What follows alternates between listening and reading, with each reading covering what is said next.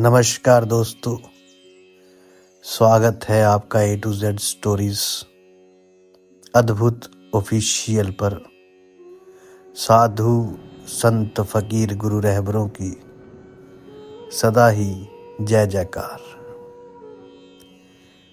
मौन संवाद का अपना एक रहस्य है कि आप 1 घंटे चुपचाप किसी अनजान प्रतीक्षा में बैठो, वेटिंग फॉर द अननोन।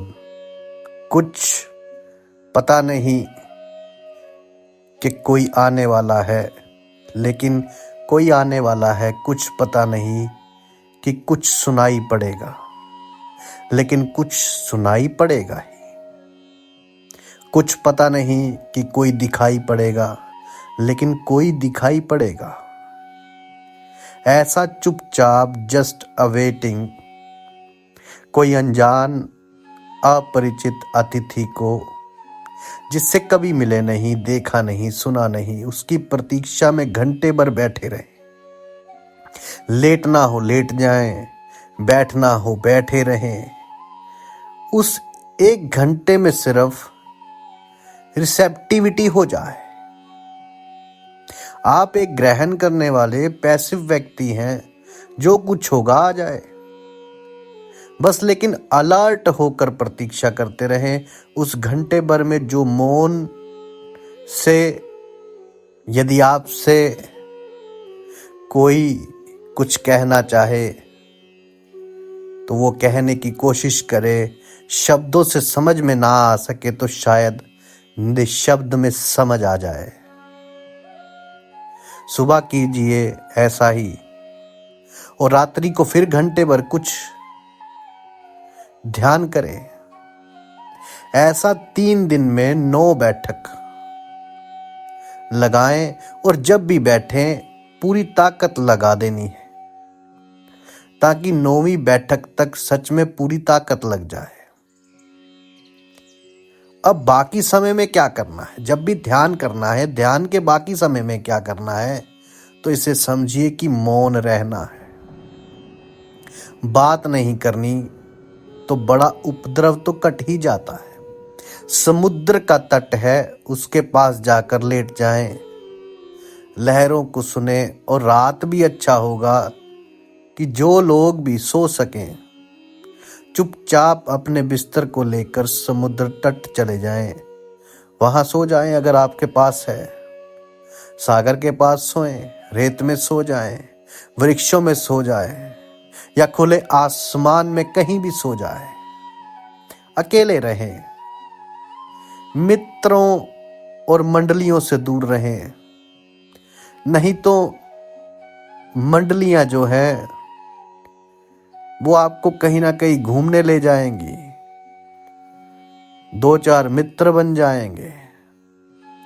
अलग रहें, अकेले रहें। आप अकेले हैं तो 3 दिन के लिए अकेले रहकर देखें, क्योंकि परमात्मा से मिलना हो तो कोई साथ नहीं जा सकता, बिल्कुल अकेले ही, लोनली।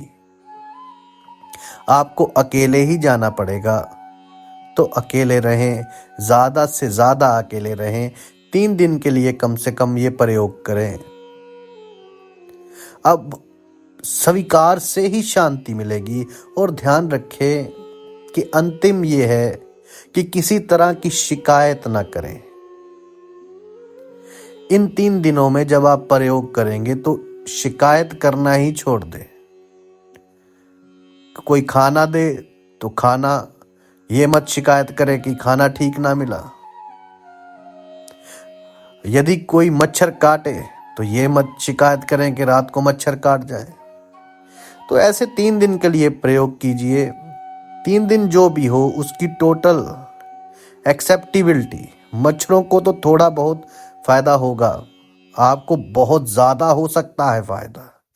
तो भोजन जैसा भी मिले थोड़ा बहुत ग्रहण कीजिए, लेकिन आपको कोई भी शिकायत नहीं करनी है, क्योंकि शिकायत से बहुत नुकसान हो सकता है। उसके कारण है क्योंकि शिकायत करने वाला मन जो है वे कभी शांत नहीं हो पाता। शिकायतें बहुत छोटी होती हैं, जो हम गंवा देते हैं वे बहुत ज्यादा बड़ा होता है, विशाल होता है, विराट। तो शिकायत ही मत करें। 3 दिन के लिए प्रयोग करके देखें।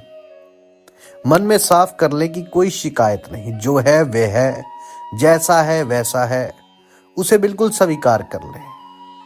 ये 3 दिन जो आप प्रयोग करेंगे वो अद्भुत हो जाएंगे। अगर 3 दिन शिकायत के बाहर रहे आप और सब स्वीकार कर लिया जैसा है और उसमें ही आनंदित हुए, तो आप 3 दिन के बाद कभी शिकायत ना कर सकेंगे।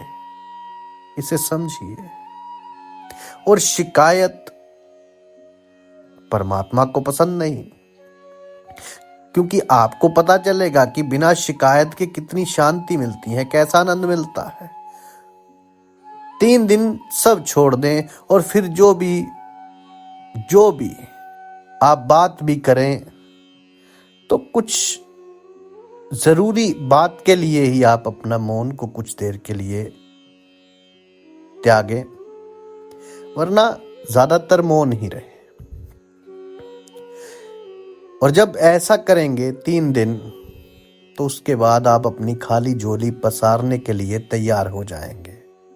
तो 3 दिन ये प्रयोग करें, मौन रहें, शिकायत ना करें, प्रसन्न रहें, खुश रहें। और फिर तीसरे दिन ध्यान करते रहें, रोज ध्यान करते रहें। अपने ध्यान को जो है उसमें पूरी की पूरी बाजी लगा दें। और जब झोली पसारने का वक्त आए तो झोली तो पसारनी। वैसे हमारी आदतें बिगड़ गई हैं। अगर बुद्ध भी हमारे द्वार पर खड़े हों या कोई महात्मा महावीर भी हमारे द्वार पर खड़े हों, तो हमारा मन होता है कि तुम आगे चले जाओ। हम सोचते हैं कि सभी मांगने आते हैं, इसलिए हम भूल जाते हैं कि जब कोई देने आता है तो हम उससे भी यही कह देते हैं कि आगे जाओ। तो उस वक्त ये बहुत बड़ी भूल हो जाती है, बड़ी भूल हो जाती है। ऐसी भूल नहीं करनी, बिल्कुल भी नहीं करनी, यही आशा है। तो 3 दिन आप इसे प्रयोग करें। तो बैठें, ध्यान करें,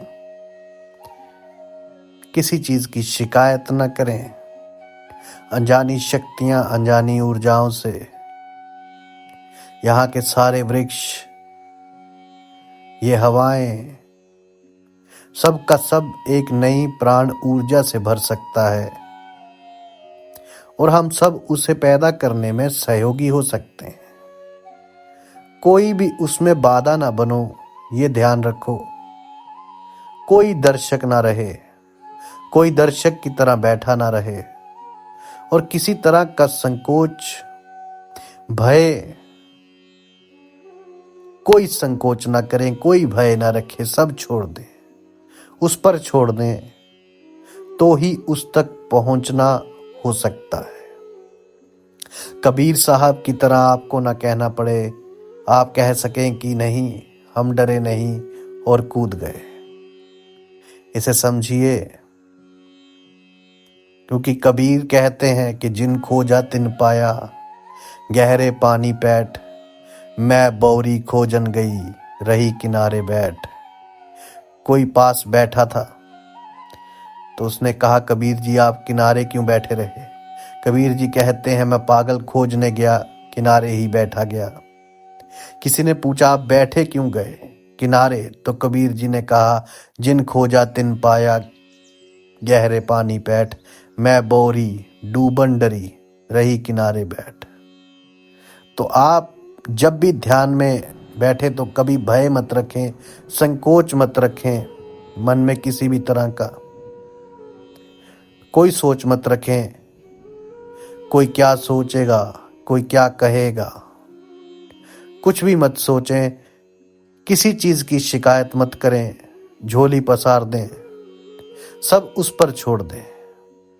क्योंकि जब सब कुछ उस पर छोड़ देते हैं तो ही उस तक पहुंचना हो सकता है, तभी उसे पाया जा सकता है। साधु संत फकीर गुरु रहबरों की सदा ही जय जयकार। जल्दी मिलते हैं एक नई वीडियो के साथ। तब तक के लिए आप सबका धन्यवाद। आप सबके भीतर बसे उस परमात्मा को मेरा प्रणाम।